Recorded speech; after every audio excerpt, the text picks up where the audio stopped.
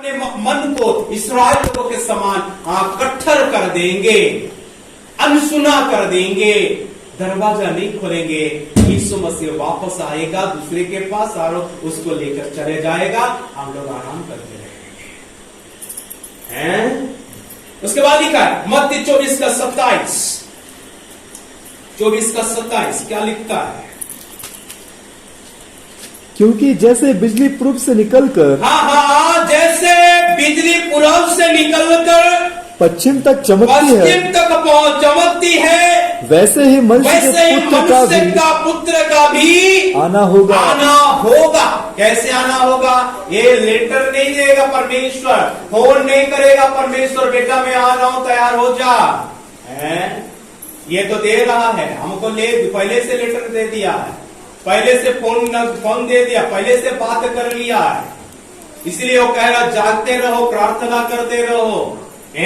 यहाँ पर परमेश्वर का वचन में लिखा गया है बिजली पूरब से निकलकर पश्चिम तक चमकती है, वैसा ही मनुष्य का पुत्र का भी आना होगा।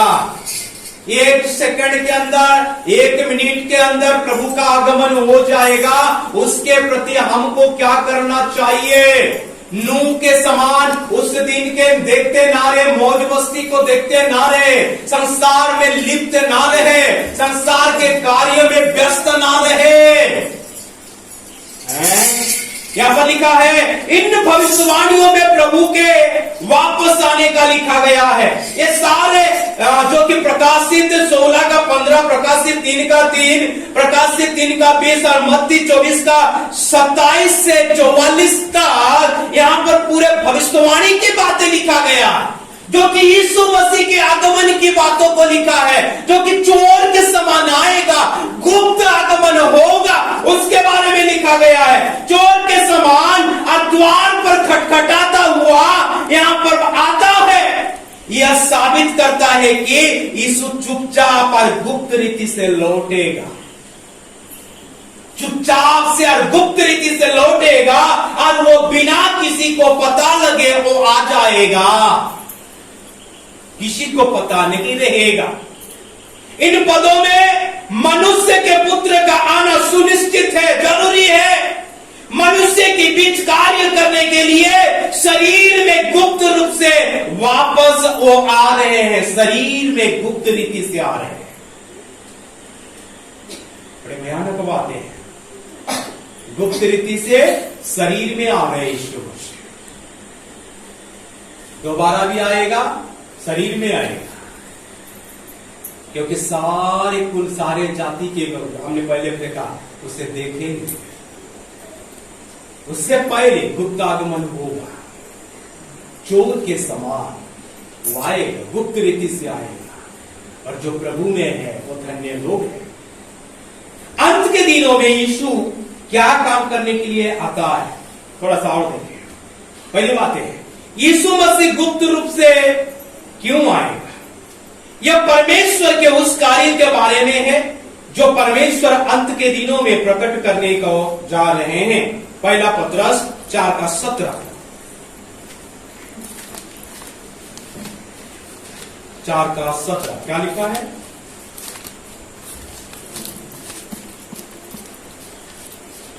हाँ,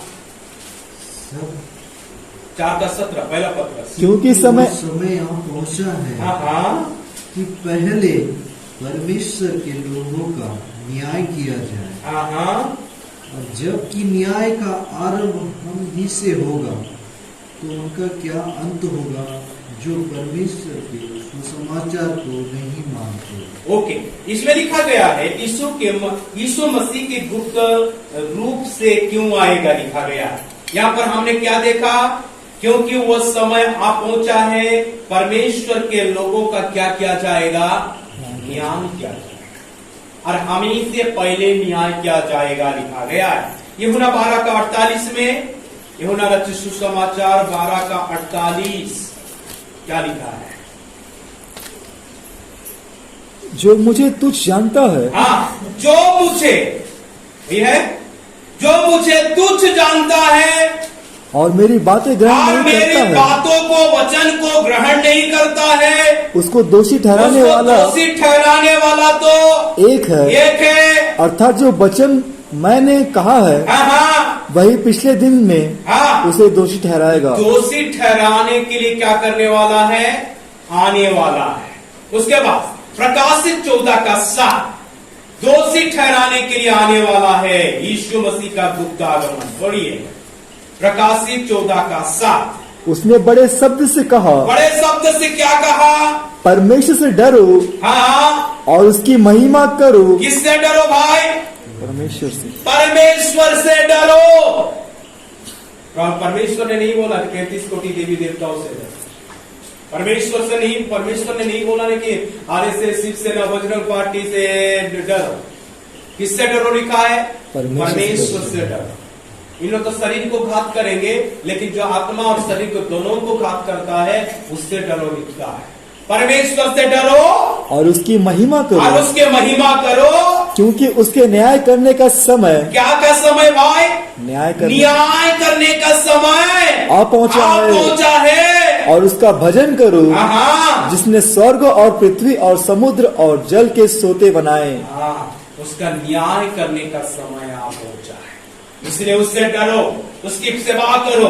3:12 में, प्रकाशित 3:12 में, जो जय पाए उसे मैं अपने परमेश्वर के मंदिर में हाँ, एक खम्बा बनाऊंगा। क्या बनाऊंगा? खंबा बनाऊंगा, और वह फिर कभी बाहर ना निकलेगा। नहीं निकलेगा। और मैं अपने परमेश्वर का नाम हाँ, हाँ, और अपने परमेश्वर के नगर अर्थात नए यरूशलेम का नाम, जो मेरे परमेश्वर के पास से स्वर्ग पर से उतरने वाला है, अपना। हाँ, ओके ओके, यहाँ पर लिखा गया है परमेश्वर उसका नया नाम भी लिखेगा। यहाँ पर लिखा गया है। ओके, यहाँ पर लिखा परमेश्वर के वचन क्या कहता है? यूहन्ना 16 उसका 12 और 13 में, यूहन्ना 16, 12 और 13 में थोड़ा सा है। ओके, पढ़िए जल्दी।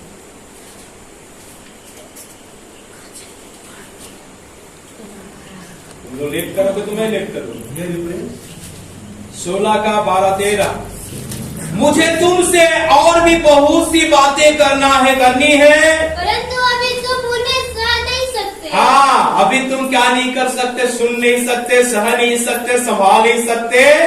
परंतु जब वह हाँ, अर्थात सत्य का आत्मा आएगा, हाँ, हाँ, तो तुम्हें सब सत्य का मार्ग बताएगा। हाँ, क्योंकि वह अपनी ओर से नहीं ना कहेगा, हाँ, परंतु जो कुछ सुनेगा वही कहेगा। वही कहेगा। और ओके, इन पदों के माध्यम से हम देख सकते हैं कि जब यीशु अंत के दिनों में वापस आएगा तब अधिक सत्य को प्रकट करेगा और न्याय का कार्य करेगा, लिखा गया है। यीशु मसीह के आगमन के समय, गुप्त आगमन के समय सत्य और भी प्रकट होगा। जहां विरोध हो रहा है, जहां सताव हो रहा है, उस जगह में और भी ज्यादा करके परमेश्वर के वचन को, सुसमाचार को प्रचार किया जा रहा है। यहाँ पर लिखा है प्रकट क्या करेगा और न्याय का कार्य भी करेगा। बाइबल में लिखा न्याय का कार्य भी करेगा, ताकि हम खुद पर विचार कर सके, सच्चा पश्चाताप करे और बदले, वो परमेश्वर द्वारा शुद्ध किया जाए। इसीलिए प्रचार किया जाएगा कि हम अपने आप को सोचे, विचार करें और अपने जीवन को, अपने सोच विचार को बदले और प्रभु में और लगे रहे। यदि हमारा न्याय होगा प्रभु के आगमन के समय, तो हमको यह सोच विचार करना चाहिए कैसे रहना चाहिए।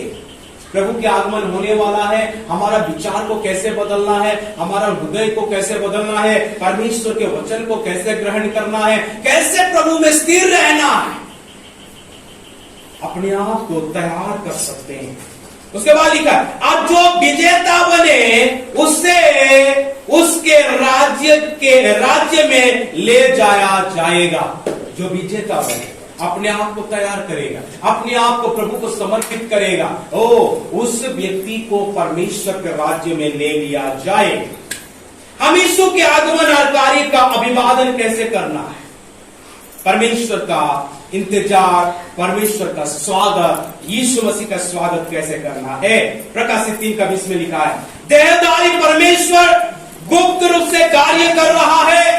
हम प्रभु का स्वागत करने में सक्षम होने के लिए क्या कर सकते हैं? स्वागत करने के लिए हमको क्या करना है? पढ़ लेंगे एक बार फिर से 3:20। देख मैं द्वार पर खड़ा हाँ, खटखटाता हूँ। खटखटाता हूँ। यदि वो द्वार पर खड़ा हुआ खटखटा रहा है तो हमको कैसे उसको अपने जीवन में स्वागत करना है, कैसे उसके लिए अपने हृदय रूपी दरवाजा को खोलना है, कैसे वो आ रहा है, सुन रहे हैं, जान रहे हैं, हमको कैसे तैयार होना है। परमेश्वर के वचन में लिखा है, कोई पति यदि बाहर से आ रहा है, कुछ 1 महीना 2 महीना के बाद आ रहा है, तो पत्नी को कैसे जाके अपना द्वार को खोलना चाहिए। बड़ी अद्भुत बातें हैं। यहाँ पर लिखा मत्ती 25:6 पढ़कर समाप्त करेंगे।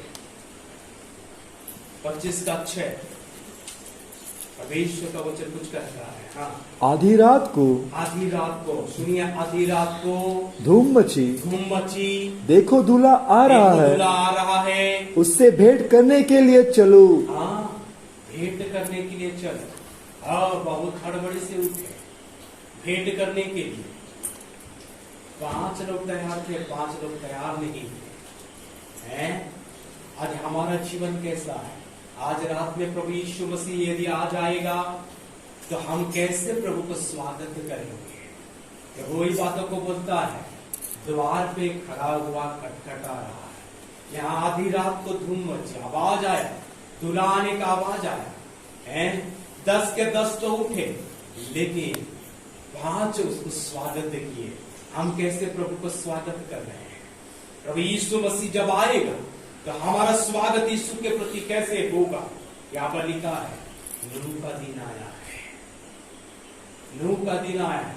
लोग सो रहे हैं, लोग कमजोर है, दुर्बल है, संसारिकता में व्यस्त है, कामकाज में व्यस्त है, प्रभु की सेवा, प्रभु की वचन, समय नहीं है उनको, संसारिकता में व्यस्त है।